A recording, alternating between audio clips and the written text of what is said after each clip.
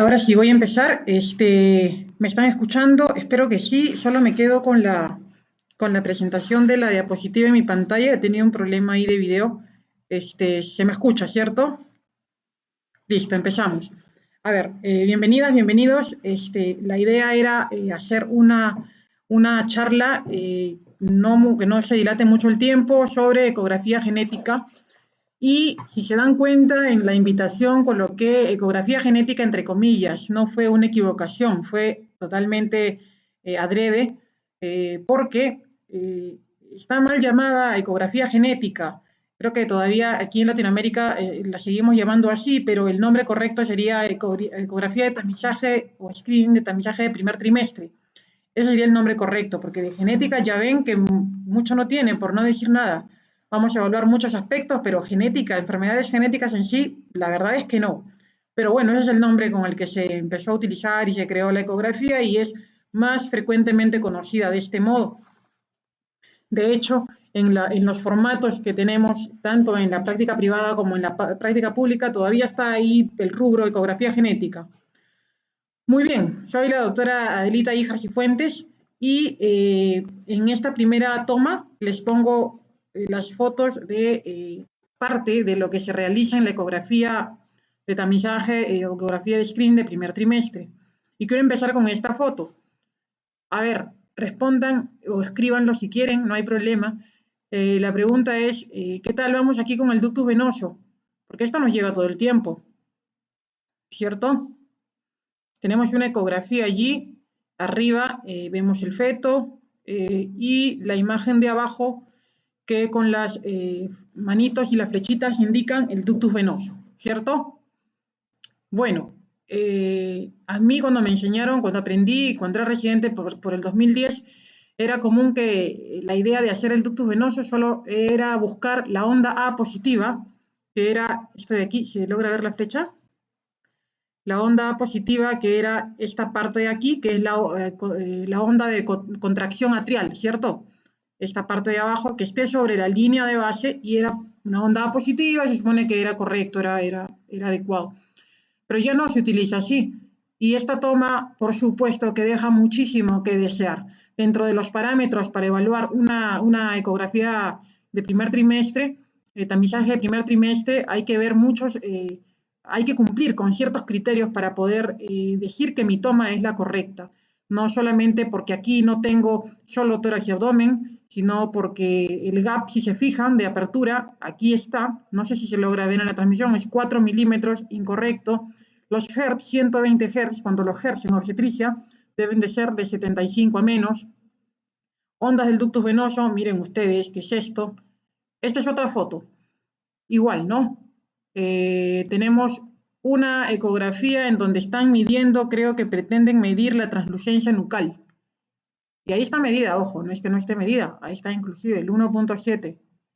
Y estas ecografías son las que llegan a diario a nuestra consulta y probablemente a muchos de ustedes también les haya llegado lo mismo. Una ecografía en donde el centro, no sé qué es, en vez de ser la estructura que vamos a evaluar y tenemos la lectura se supone, la translucencia nucal y le creemos que es lo peor. Si nosotros estamos haciendo ginecología de obstetricia, no podemos creer en un informe que al estar escrito yo puedo escribir lo que sea y es diferente a que yo evalúe las fotos. Si bien es cierto que de repente muchos de los que están aquí presentes no van a hacer o no hacen medicina fetal, el conocimiento como ginecólogos es saber qué ecografía es confiable o no, para ver si de pronto a mis siguientes pacientes les voy a seguir mandando al mismo lugar o si tengo que creerle o no a este resultado cuando tengo una paciente que ya tuvo un nene anterior con síndrome de Down y cosillas que son importantes. Por lo tanto, esta toma pues también es una toma pésima, ¿cierto? Yo no puedo poner todo el nene y medir la translucencia nucal, que en realidad creo que están midiendo la cisterna magna, y encima informarlo, o sea, nada, para nada. Esta es otra toma, igual, tenemos una ecografía que pretende evaluar el ductus venoso. El mismo error, ¿no? Tener todo el bebito, cuando voy a evaluar el ductus, lo que tengo que tener solo es tórax y abdomen. El gap de apertura, que en este caso cumple, porque si se dan cuenta aquí el size es 1 milímetro, es lo correcto. Los hertz, los Hertz que deben de ser de 75 a menos, aquí están en 155. Algunos ecógrafos están ya predeterminados para tener el 75 o menos desde el inicio y hasta, digamos que cuando lo instalan lo colocan de ese modo, pero no todos, como vemos aquí. Entonces, y por último, para terminar, estas ecografías son las que nos van a llegar. Y aquí hay dos cosas que confluyen para que uno pueda dar un informe correcto. Y es que la pericia que tenga el ecografista, que es importante, y tener una máquina de alta complejidad, obviamente, para que me pueda tomar las medidas que necesita la ecografía genética. Bueno, aquí no hay excusa porque esto es un E10, un Voluson E10. Y que informe aquí el hueso nasal, que yo no sé qué es, creo que es una costilla por el costadito que se superpone, y la paciente le toca creer, porque como dice hueso nasal, y si llega con alguno de ustedes que no saben cómo es la toma de una ecografía correcta, pues seguirán diciendo, ah, sí, un hueso nasal presente, ahí está clarísimo, perfecto. Y finalmente esta de acá, que es una translucencia nucal, ¿no? No sé qué parte. Bueno, esas tomas son las que no deben existir. Si es que ustedes hacen ginecología y obstetricia y no están metidos en la parte de lleno de la ecografía especial, como es la genética, la morfológica, neurosoma, ecocardio, simplemente saber a dónde derivar a la paciente para que se realice este examen y con toda la confianza del mundo continuar el control. Porque la ecografía genética, como decía también en el título de la charla, es necesaria y alguien escribió en alguno de los comentarios del Facebook, definitivamente sí. Y la respuesta es esa, pues definitivamente sí. La ecografía de tamizaje del primer trimestre es una ecografía especial que va a evaluar muchísimos parámetros. Ya no es solamente el síndrome de Down, que es como se creó, ¿no? En 1866, Landon Down escribió individuos con este síndrome o un síndrome diferente en donde había abundante piel para la edad que tenían, lo que después se llamó como translucencia nucal. Además tenía una nariz pequeña y que cuando se hacía la evaluación resulta que no había hueso nasal, una cara aplanada, por eso es que en algún momento el ángulo frontomaxilofacial también se consideró. No es que no se considere, se sigue considerando, pero no, Doctora, se perdió su pantalla, no se ve. Ya, perfecto, gracias.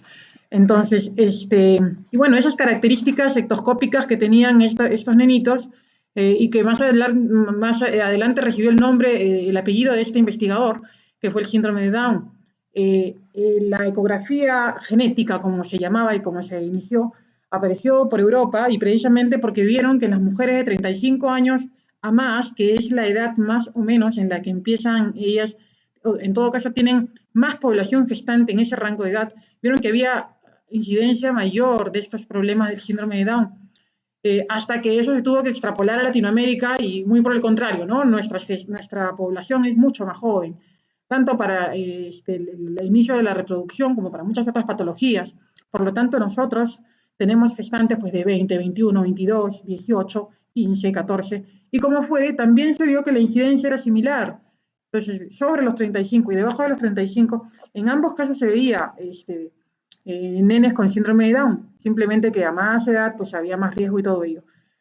Entonces, esta ecografía se universalizó y se debe de realizar a todas las gestantes, a todas, con o sin factores de riesgo para cromosomopatías.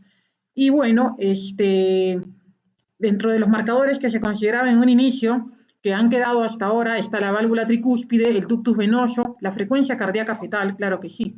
La importancia es que esta ecografía tiene marcadores transitorios. ¿Qué significa?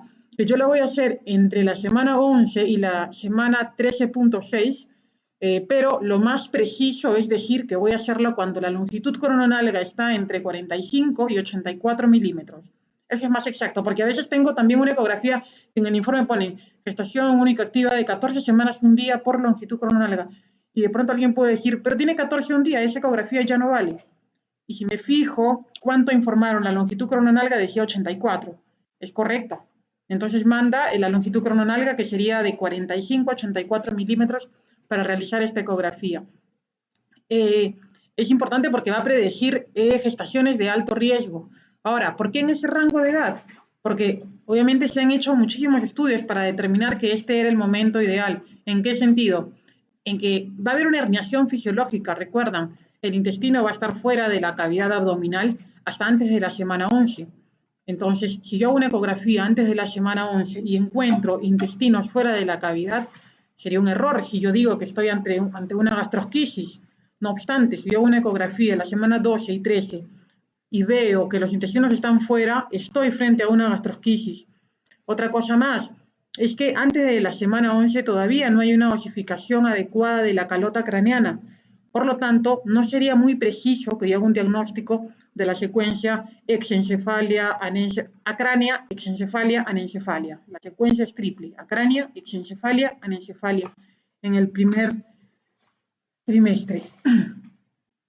Entonces, la efectividad de los marcadores antes de la semana 11 se desconoce, pero probablemente se reduce, como dice acá, casi un 50% de los fetos tienen incompetencia de las válvulas tricúspidas antes de la semana 10. Entonces, casi el 50% de los fetos también recuerden que tienen incompetencia de las válvulas tricúspides a la semana 10. Por eso es que no tiene sentido que la haga antes, porque va a haber incompetencia tricúspide de insuficiencia valvular y voy a asumir que está patológica cuando no es. La efectividad de la translucencia nucal como marcador de aneuploidía disminuye con la edad gestacional. Y esto es importante porque vamos a tener pacientes que, y de pronto ya las tuvieron, que tuvieron una ecografía que le hicieron a la semana 12. Doctora, yo vengo, tiene 15 semanas. Vengo porque me dijeron a mí en algún momento que estaba mal mi bebito, que tenía la translucencia elevada, en 5 si quieren ponerle, pero yo le he repetido la semana pasada y me sale normal, así que es un error. Pues no, ciertamente la translucencia puede estar en 5, en 6 si quieren, pero no es que esa translucencia va a persistir. Puede que la translucencia, llegamos a la semana 14, 15 y ya no está. Por eso es que ese rango de tiempo es importante para que yo detecte marcadores que muchos de ellos son temporales y que no van a permanecer, correcto. Igual, por ejemplo, el hueso nasal.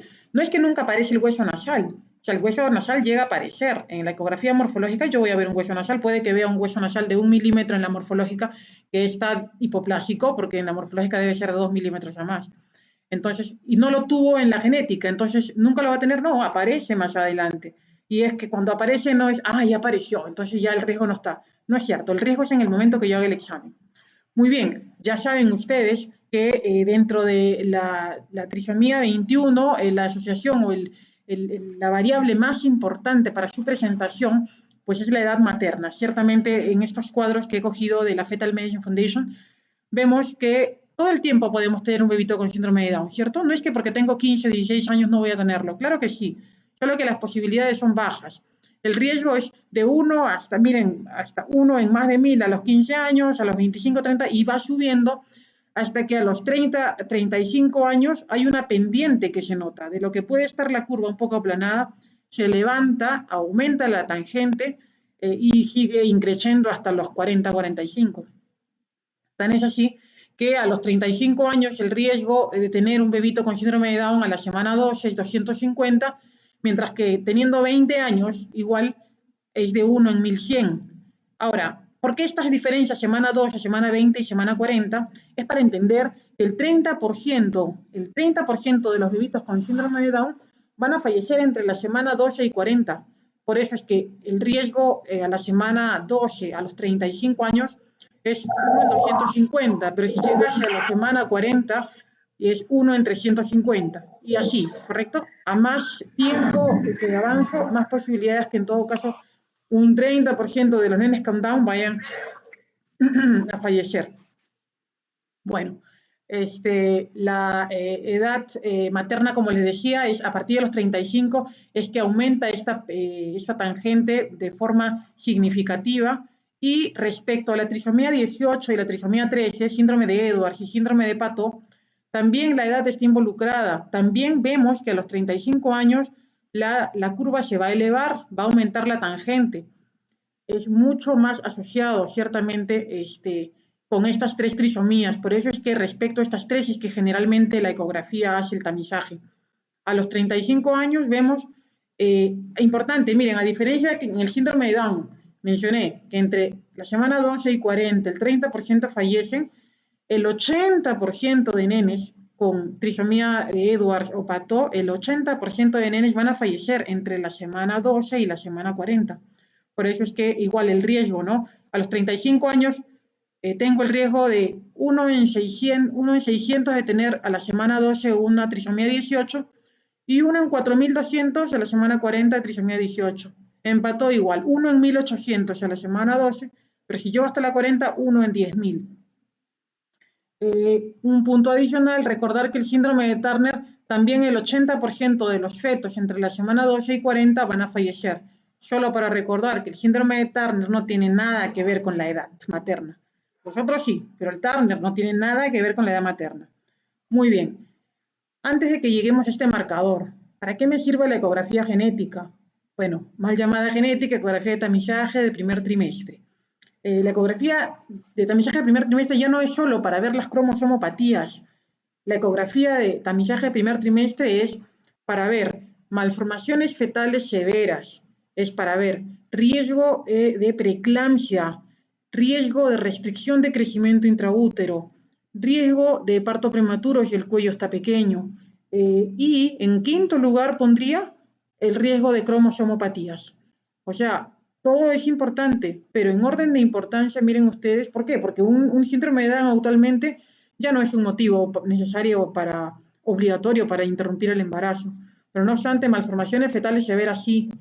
Por eso ahí la importancia que sigue teniendo esta ecografía de tamizaje, porque no es que solamente me va a ayudar a descartar estas 3 trisomías, es que me ayuda a ver todos estos riesgos que les estoy diciendo y sigue teniendo su lugar, a pesar del ADN fetal y a pesar de otras cosas, la ecografía de tamizaje de primer trimestre sigue siendo importante por todo lo previo que les acabo de mencionar. En el caso particular de la translucencia nucal, recordar que tiene que ser realizado por personal entrenado, que es lo que les decía, un ecógrafo de alta resolución puede hacerse por vía transabdominal o por vía vaginal.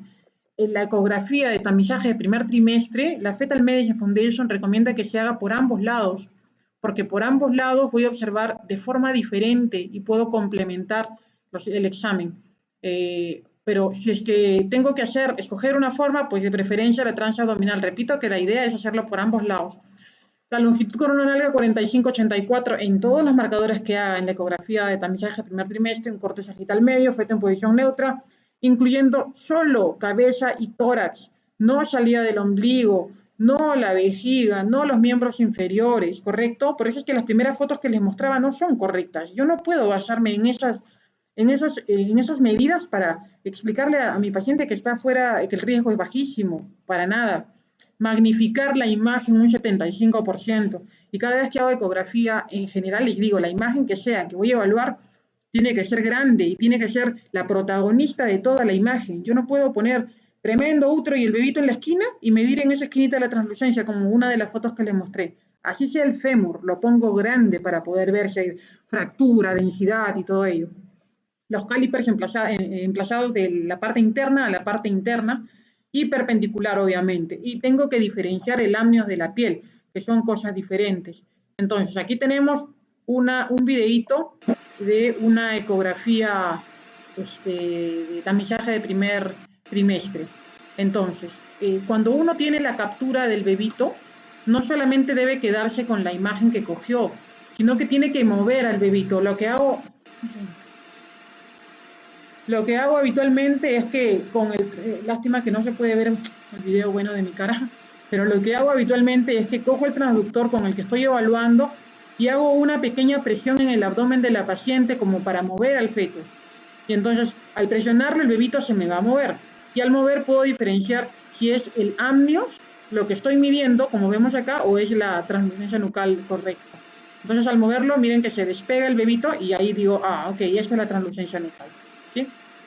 Aquí hay muchísimas cosas para evaluar, no solamente la translucencia nucal, sino también tengo el perfil de la bebé, tengo el maxilar inferior, tengo el maxilar superior, tengo el hueso nasal, que es la parte de abajo, ahorita cuando paremos la imagen lo vamos a ver mejor. Tengo los ventrículos laterales llenos del plexo coroideo, que es lo correcto. Tengo las 3 columnas famosas, a ver si puedo parar esto. Tengo las 3 columnas famosas, que es el tronco encéfalo-craneano, donde está la manito, la translucencia intracraneal o cuarto ventrículo, la cisterna magna, y esta es la translucencia nucal. y debo medir del borde interno al borde interno. Cabeza y tórax, nada más, que ocupa el 75% de mi pantalla. Eso es lo correcto. Entonces ahí ya congelé la imagen y tengo lo que les mencionaba. Lo de arriba es la piel, esta es la punta y aquí está el hueso nasal. Esta es la translucencia nucal, borde interno a borde interno. Esto es el amnios, esto es líquido amniótico, plexo coroideo, tronco encéfalo-craneano, translucencia intracraneal o cuarto ventrículo, cisterna magna y translucencia nucal.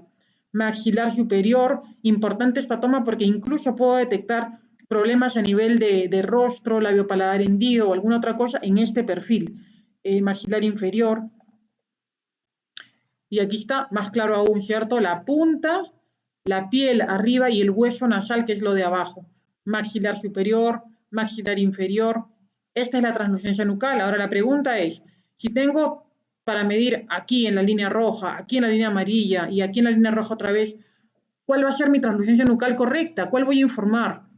¿Hago un promedio de las tres? No, para nada. La translucencia nucal la voy a medir probablemente varias veces, 2, 3 veces durante la misma evaluación. Y voy a quedarme con la más grande. No hay promedio aquí. Hay promedio en el caso que yo tenga el cordón umbilical al cuello, que a veces pasa tan chiquitito, que tenga el cordón umbilical al cuello y me haga como una zona bilobulada. Entonces tomo antes del cordón, luego del cordón y saco el promedio. Pero si no, voy a coger la translucencia más grande. De borde interno a borde interno. Eso es lo correcto. Prestarse atención especial a los casos de translucencia nucal incrementada y cariotipo normal, ¿correcto? Porque, recuerden, la translucencia nucal, si sus niveles superan el presentil 95, las posibilidades de un niño sano van disminuyendo y a menudo asociadas con malformaciones genéticas que no necesariamente son las cromosomopatías que estoy evaluando. ¿A qué va esto? Que cuando tenemos una translucencia nucal muy elevada realmente y hago cariotipo y me sale normal, hay que considerar la posibilidad de un microarray o algo más, porque algo oculto podría ser que haya. Recordar al mismo tiempo, que no es la idea que estén con la preocupación y le transmitan la preocupación al paciente, simplemente que ustedes como médicas sepan que esa translucencia nucal, si es muy elevada o sobre el presentil 95 para la edad gestacional, podría acarrear algún síndrome genético. Y eso es para que cuando ustedes hagan la consejería, no es que la paciente me viene con el cariotipo normal y que tenía la translucencia nucal en 6, ya, entonces todo bien, señora. Jamás. Yo nunca utilizo la palabra todo. Y las pacientes siempre es lo que te buscan preguntar. Entonces, ¿todo bien? Jamás digo eso. Lo que les digo es que al momento, muy bajo el riesgo, no me llama la atención. Pero nunca decimos todo. Eso también acarrea después problemas médicos legales en decir, pero la doctora me dijo que todo estaba bien. Y eso nunca lo vamos a saber. Debemos enfatizar que, ciertamente, una translucencia nucal aislada y con un aumento moderado no es una malformación, es un marcador. Además que en el 70% de los casos de una translucencia nucal de 4 milímetros, el bebé va a ser sano. O sea, que en una translucencia nucal de 4 milímetros, el 70% de los nenes van a ser sanos, ¿correcto? Muy bien.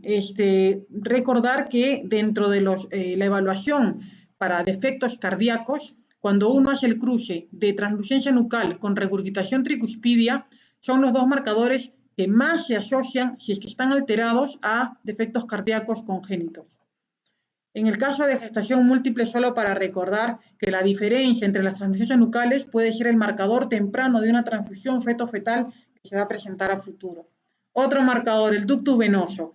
Siempre nos enseñaron o aprendimos que el ductus venoso era la comunicación del cordón umbilical con la aurícula derecha. Y no es así, ¿cierto? Ya sabemos que el ductus venoso va a ser la continuación de la vena porta y va a comunicar eso, el seno portal con el seno venoso subdiafragmático. ¿Qué es eso? Es un laguito que está antes de ingresar a la aurícula derecha, que estaría aquí.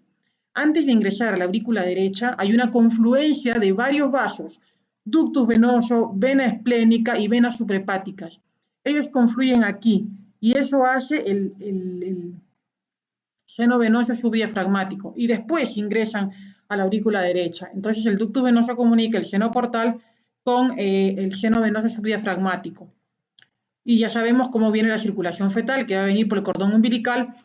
Hasta un 80%, dicen algunos, del cordón umbilical va a ingresar al ductus venoso, que va al seno venoso subdiafragmático y cruza directamente la aurícula derecha a la aurícula izquierda a través del foramen oval, y al llegar a la aurícula izquierda va a ir un 10% del gasto a los pulmones, solo un 10%, porque el resto va a ir al ventrículo izquierdo y a través del ductus arterioso va a ir a la aorta y va a extenderse para todo el cuerpo y volverá por la vena cava y todo eso. ¿Correcto? Entonces, yo ya les mencioné allí los tres shunts fisiológicos, ¿cierto? Que son normales durante el periodo fetal, que es el ductus venoso, el foramen oval y el ductus arterioso. Es comunicación de sangre no oxigenada con sangre oxigenada. Muy bien, este es el ductus venoso. Si lo vemos en una ecografía, esta es una ecografía antigua, que venía vena umbilical, seno portal, ductus venoso, y miren ustedes, el rojo es la aurícula derecha. Entonces, antes de llegar a la aurícula derecha, este es el seno portal, donde confluyen las venas suprahepáticas, las venas esplénicas y el ductus venoso. Este es el seno venoso subdiafragmático y luego del seno venoso subdiafragmático ingresa a la aurícula derecha. Y miren, en esta disección anatómica de un feto lo vemos más claro aún, porque tenemos el seno portal y luego viene el ductus venoso que llega a esta zona que es el seno venoso subdiafragmático porque está inmediatamente debajo del diafragma. Ahí vienen las venas suprahepáticas también y luego va a ingresar a la aurícula derecha. Cuando lo vemos en el Doppler del fetito de la semana 11 a la 13.6, va a ser una zona de aliasing que la voy a reconocer porque es un poquito anaranjada. ¿Y por qué? Porque el calibre del ductus venoso va a ser bastante pequeño para poder llegar con más fuerza. Y esta es el ductus venoso, es una onda trifásica, una onda trifásica que nominamos como S, D y la famosa onda A, que es la que tiene que estar, que es cierto, de forma cualitativa, decíamos antes, onda A presente, ok, correcto, seguimos con el siguiente marcador, y que tampoco es así. Lo que me importa actualmente es el índice de pulsatilidad del ductus venoso, no solamente que esté la onda A presente, porque el índice de pulsatilidad es el que voy a colocar yo en el software de la Fetal Medicine Foundation para que al final me arroje un riesgo mucho más exacto. Entonces, tenemos la S que va a significar la sístole ventricular, la D que va a significar la diástole temprana y la A que es la contracción atrial. Esta onda trifásica es la onda del ductus venoso. Entonces, tenemos aquí una toma, nuevamente, ¿no? Si bien es cierto que el filtro es correcto, debajo de 75 Hz, el size no lo es un size, o digamos el gap, es de 2 milímetros y no debe ser de 2 milímetros, debe ser de 1 milímetro. Entonces son pequeñeces que de pronto tú ves este ducto y dices, ese ducto sí está bien tomado. Son de 3 a 6 ondas, una altura correcta, son ondas similares, yo creo que está bien tomado. Cogemos el IP aquí, 0.79. Pero si tú mandas esta foto para sacar un código de examinador de ecografía de tamizaje de primer trimestre a la Fetal Medicine Foundation, te la rechazan porque el gap no cumple, que tiene que ser máximo 1 milímetro de apertura, y el filtro debe ser de 75 a menos. Entonces, en el filtro sí cumple. El ángulo lo más próximo a 0, correcto el ángulo. Bueno, el ductus venoso también de 45 a 84 milímetros. Ya les dije que se debe tomar el tórax y el abdomen en toda la pantalla. La ventana de medida debe ser de 0,5 a 1 milímetro y en la zona de aliasing es donde debo ubicarlo. El ángulo de insonación menor a 30 grados, o lo más próximo a 0. El filtro de baja frecuencia debajo de 75 Hz. Y la velocidad de barrido de 2 a 3 centímetros por segundo para tener de 3 a 6 ondas y decir que está bien tomado, como lo que vemos aquí. ¿Correcto? Una apertura del gap de 1 milímetro, los Hertz 70, el ángulo de insolación menor a 30, aquí está. Y todo está aquí. Cuando ustedes miran las fotos, aquí está, 16 grados. Correcto. De 3 a 6 ondas. Vamos bien. Y listo.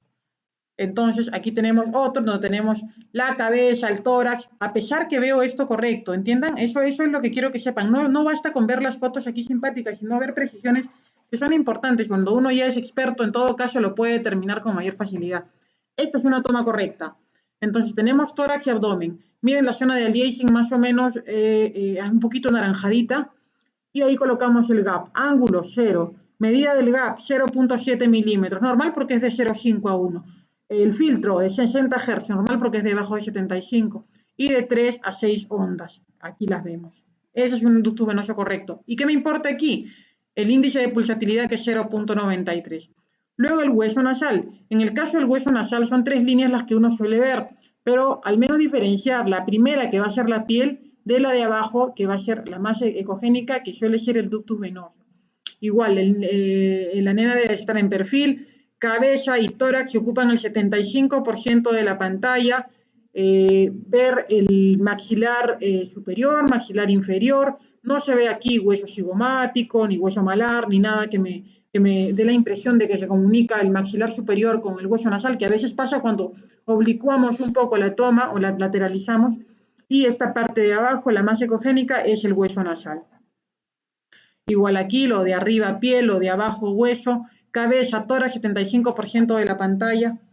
Y bien, recordar que se considera el hueso nasal ausente en fetos euploides hasta 1 o 3%. ¿Cuántos de todos nosotros? Un 1 o 3% de nosotros hemos tenido el hueso nasal ausente.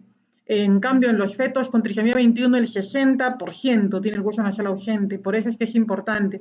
En trisomía 18, la mitad, 50%. En trisomía 13, 40%. La ausencia del hueso nasal es más común si la gestación está a las 11 semanas que a las 13, porque todavía es muy pequeño y podría ser que se nos pase desapercibido. Cuando la madre es negra, puede estar ausente, y cuando la translucencia nucal es alta. El otro marcador es la regurgitación tricuspidia, y que consiste en que yo coloque el gap de apertura de 3 milímetros en la válvula tricuspidia. O sea, tengo que ubicar el corazón, las 4 cámaras, y ver el corazón derecho, que es el que está más pegado al tórax, y allí colocar el gap de apertura.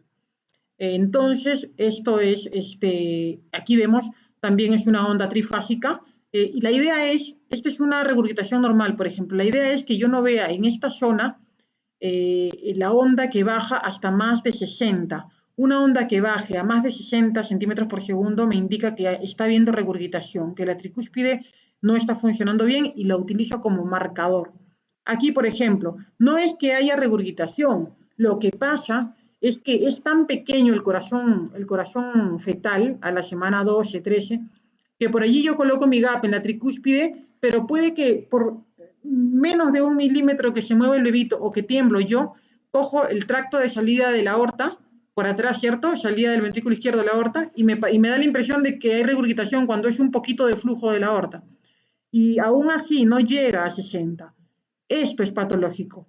Y al llegar aquí, sí se observa la flecha, ¿cierto? Bueno, al llegar a esta imagen, en donde miren claramente cómo llega y pasa incluso los 60 centímetros por segundo, esta tricúspide es patológica. Y si yo tengo además de esto una translucencia nucal encima de percentil 95, muy probablemente estemos frente a una futura cardiopatía.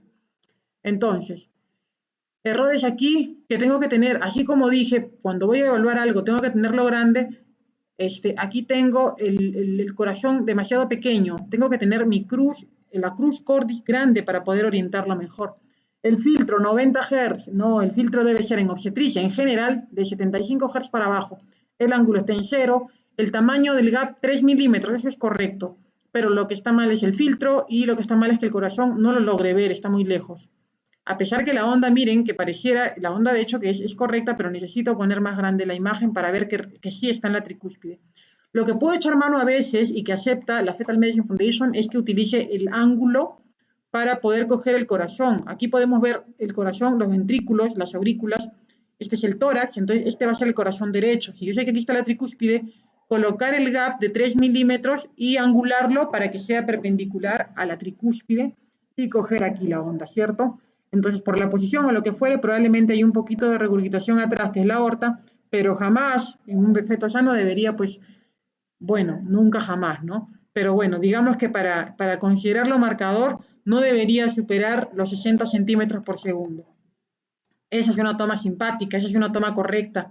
Y eso no es un corazón grande, eso es un corazón de 13 semanas. O sea, en la ecografía genética, de tamizaje de primer trimestre, ya les dije que no voy a ver solo cromosomopatía, sino enfermedades severas, incompatibles con la vida, y para eso tengo que ver así las estructuras grandes. Entonces aquí tengo un corazón, 2 aurículas arriba, 2 ventrículos abajo, el gap de apertura 3 milímetros, pegado al tórax, la tricúspide, y tengo esta onda característica, y donde están las manitos, se supone que habría la regurgitación, que en este caso pues no hay. Ahora, no solo eso, si se dan cuenta, no sé si lo hemos hecho en las otras tomas, no, aquí tomamos y aprovechamos para hacer la frecuencia cardíaca, porque la frecuencia cardíaca per se también es un marcador, también les debe haber llegado, y si no les ha llegado, ya les llegará una paciente que dice, pero yo he revisado mi resultado de ecografía genética, te dice la paciente, y todos los marcadores están bien, y de pronto el doctor me pone que necesito una biopsia de visitas coriales, pero yo no sé por qué. Y te fijas tú y lees los marcadores, la frecuencia cardíaca de por sí les decía es un marcador. Entonces, la misma paciente que tiene todos los marcadores que les he mencionado normales, pero viene con una frecuencia cardíaca de 180. Y sí, la frecuencia cardíaca de 180, si ustedes lo ponen en el software de la Fetal Medicine, que está online, gratuito para todos, y ponen Calculators, Fetal Medicine Foundation, les va a salir con riesgo, solo por tener la frecuencia cardíaca elevada. A más frecuencia cardíaca, más asociación con la trisomía 13. Sobre el presentil 99, más asociación con trisomía 13. Y mientras que si la frecuencia cardíaca es más baja, se asocia más a una trisomía 18. En el caso del Down está dentro de los rangos habitualmente, pero trisomía 18, bradicardia, trisomía 13, taquicardia. Una cosa más que evalúa la ecografía de tamizaje de primer trimestre y lo que les mencionaba, ¿no? ¿Para qué me sirve? Otra vez recapitulamos, ¿para qué me sirve la ecografía de tamizaje de primer trimestre? Para malformaciones fetales severas, incompatibles con la vida, para evaluar el riesgo de preeclampsia, el riesgo de restricción de crecimiento intraútero, el riesgo de parto prematuro y finalmente, en quinto lugar, el riesgo de cromosomopatías.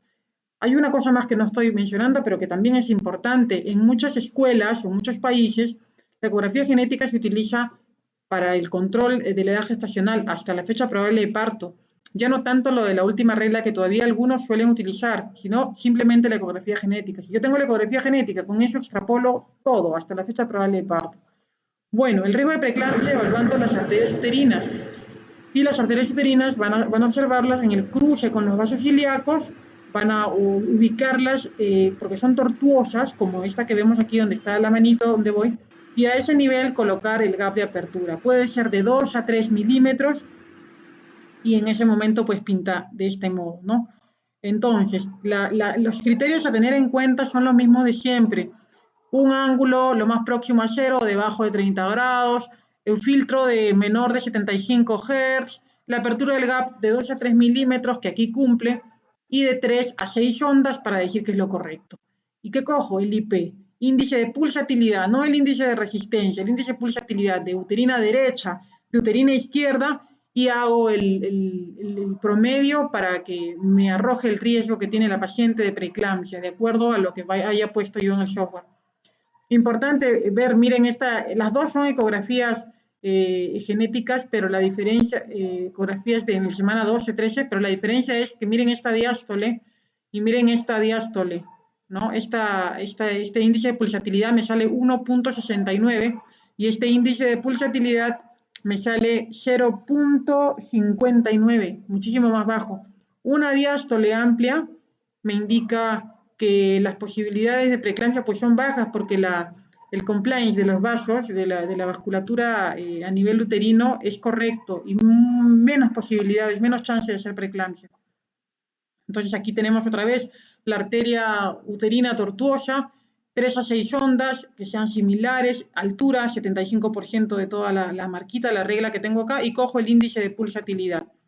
El cuello del útero también se puede evaluar desde la semana 12. Por eso es que también la evaluación debería ser por la vía transvaginal. Aparte, en pacientes obesas o que tienen liposucción o alguna cirugía abdominal, se ve muchísimo mejor por la vía transvaginal porque va a evitar ese paso del tejido adiposo y todo ello.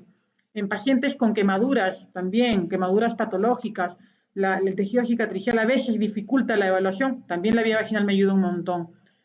Pues bien, desde la semana 11 a la semana 13, la prevalencia relativa de trisomía 18 y 13 respecto a la trisomía 21 es de 1 a 2.5 y de 1 a 7 respectivamente.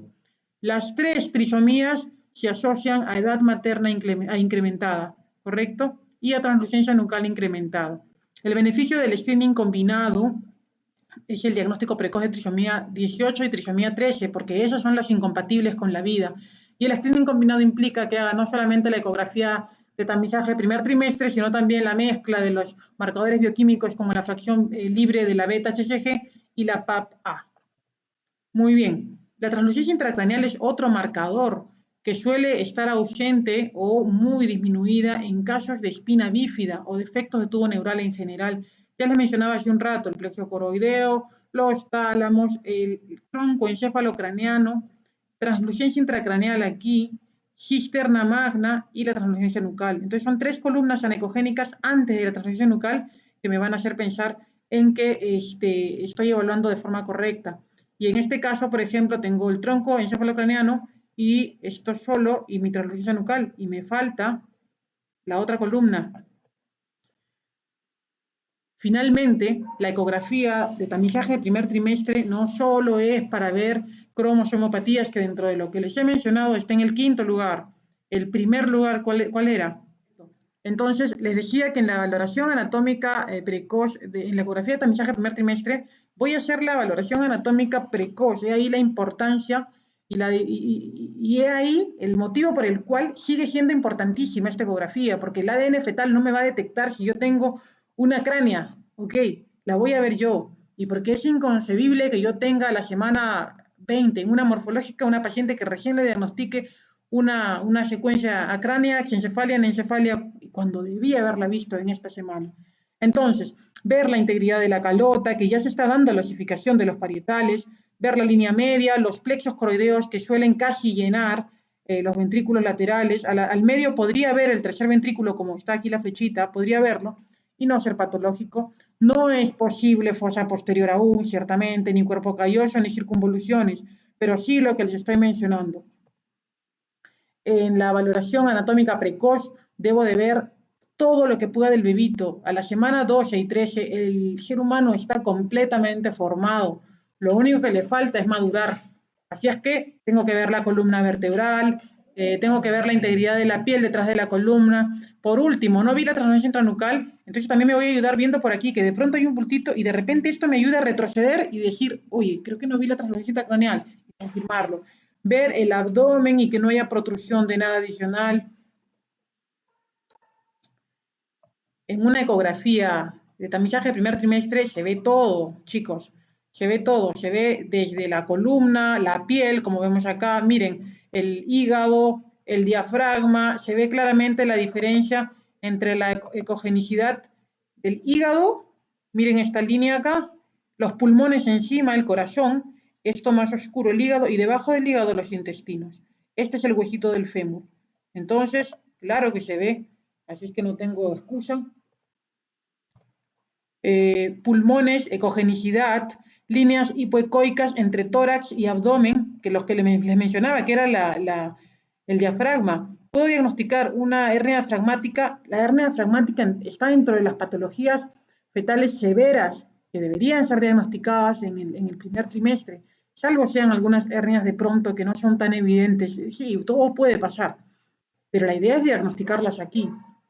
Les mencionaba el corazón, ¿no? Este no es un corazón de semana 20 ni 30, es un corazón de una ecografía genética, de una ecografía de tamizaje de primer trimestre, en donde vemos, miren, el llenado biventricular, vamos a ver, vemos el llenado biventricular, ahí está, ambos de rojo, que no hay regurgitación, no hay insuficiencia valvular, vemos el cruce de ambos vasos, miren, la salida de la aorta, la salida de la pulmonar que se cruzan en perpendicular. O sea, eso se ve, claro que se ve. También aprovecho aquí y veo qué cosa, la ecogenicidad de los pulmones, pues, si es que hay tumores, si es que hay lesiones, si es que hay quistes, también lo puedo ver. Entonces, en el corazón, el corte de 4 cámaras, el tamaño que ocupa en relación a todo el tórax, el llenado que les mencionaba, ¿no? Incluso en el video que les pongo se ve mucho más clarito que esto. ¿Qué más veo en la valoración anatómica precoz? ¿Qué es eso? ¿Qué estructura es esa? Veo la vejiga, por supuesto que veo la vejiga.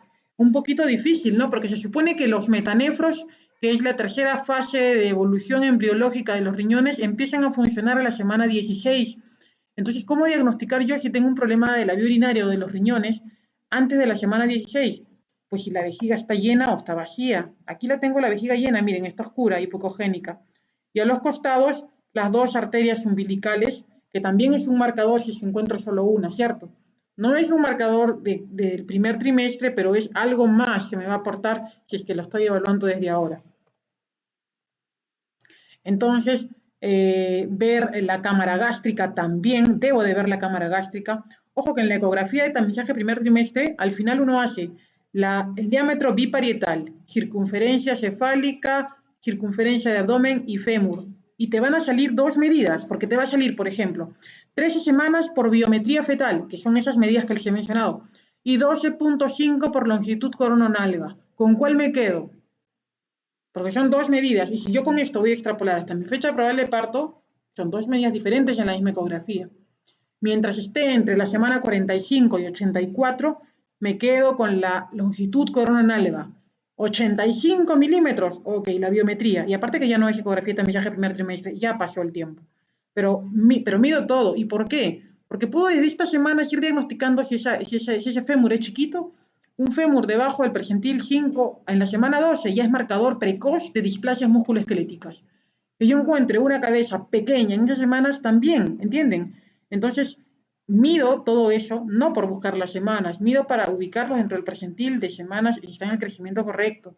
Pero las semanas al final las informaré de acuerdo a la longitud corononalga, no de acuerdo a la biometría. Muy bien, también puedo ver los riñones, y si no veo los riñones, puedo ver los vasos, la aorta, los vasos ilíacos y a los costados las arterias renales. De repente no veo los riñones, no, pero veo las dos arterias renales a un lado y al otro, quiere decir que hay dos riñones, si no, no tendría dos arterias renales. Muy bien, entonces ya estamos terminando, espero que hayan más o menos entendido la importancia de la ecografía genética. Si es que ustedes la hacen o la quieren hacer, vamos, son médicas, son médicos, por supuesto que la pueden hacer, simplemente que tienen que tener práctica, la pericia y la capacitación para hacerlo. Es simplemente eso, cuando ustedes ya han hecho un montón de estas ecografías, pues es mucho más fácil que puedan cumplir con estos requisitos para mandar sus fotografías a la Fetal Medicine Foundation y tengan por fin el código internacional con el que bajan el software y pueden ustedes dar un informe correcto. Miren todo lo que se ve, columna vertebral, piel, estómago, hígado, intestino, lo más hiperecogénico, los pulmones arriba, el corazón, el perfil, los miembros inferiores, miembros superiores, la inserción del cordón umbilical, ¿cierto? Entonces, todo es riquísima la ecografía de tamizaje de primer trimestre. No me puedo quedar solamente en síndrome de Down, es muchísimo más lo que me aporta. Y sobre el sexo, que la verdad es que nunca me gusta reportarlo, no es tanto que me guste, la verdad es que no lo veo, para serle franco. Se supone que la angulación, cuando es paralela a la columna vertebral, estamos frente a una nena, y cuando está angulada a más de 30 grados, estamos frente a un nene. Tasa de falla de esto, o tasa de asertividad, 75%. Un 25% de tasa de falla respecto solamente a la angulación. O sea, si quieren la dicen, con esa salvedad de que es un 75% seguro, señora. Después compran toda la ropa, se la traen, ahora que está tan difícil, se la mandan a traer en avión de Estados Unidos, y hoy llega la ropa toda de un color especial y al final salió de otro sexo. Esta es el software de la Fetal Medicine Foundation. Es todo esto lo que te piden, los datos del paciente, luego la historia, colocas la raza, el antecedente de una cromosomopatía, cantidad de embarazos, peso, talla, riesgos, fuma, no fuma, hipertensión crónica, el tipo de concepción, si es espontánea, si es in vitro, si ha habido congelamiento o no de óvulos, y aquí va su código, el código de ustedes, de la Fetal Medicine Foundation, que automáticamente reconoce y les abre todo para que coloquen los datos, feto vivo, actividad cardíaca, cuánto, longitud corononalga. Longitud corononalga, si midieron varias veces, sí puede sacar promedio la máquina, pero translucencia nucal, si fueron varias veces, cogen la mayor, ¿correcto? Diámetro biparietal, miren ustedes, que claro que se tiene que medir. El ductus venoso, el índice de pulsatilidad, hueso nasal, regurgitación tricuspidia, uterina, índice de pulsatilidad de la uterina derecha, uterina izquierda, la máquina saca el promedio, longitud de cervix para ver el riesgo de parto prematuro y entre defectos, aquí mismo te sale cabeza, extremidades, estómago, todo lo que se pudo ver. Todo esto es lo que dice la ISUO que deberíamos ver nosotros en la ecografía de tamizaje primer trimestre. Y les repito que si ustedes no lo hacen, genial, no hay problema, hagan sus controles prenatales de todas las formas que deseen, pero manden a su paciente donde sí hagan la ecografía de tamizaje primer trimestre, porque no puede, a estas alturas, a puertas del siglo XXI que ya estamos, no es posible que estas pacientes no tengan estos exámenes. Con lo del COVID se ha perdido muchísimo espacio. Hay un rango ahí de pacientitas que hemos perdido, son casi 6 meses. Pero habrá que recuperarlas otra vez, porque los exámenes ecográficos sí se están haciendo, con las medidas de protección y eso, pero la genética es una ecografía que no puede faltar. Importante entonces que por estas razones es extremadamente importante hacer la consejería genética a la mujer y a su compañero para que comprendan los límites y los riesgos del screening en el primer trimestre, para que sepan, como les mencionaba, que no es solamente el decir que mi ecografía está normal, entonces no tengo riesgo, sino saber qué tanto riesgo puedo tener o no puedo tener.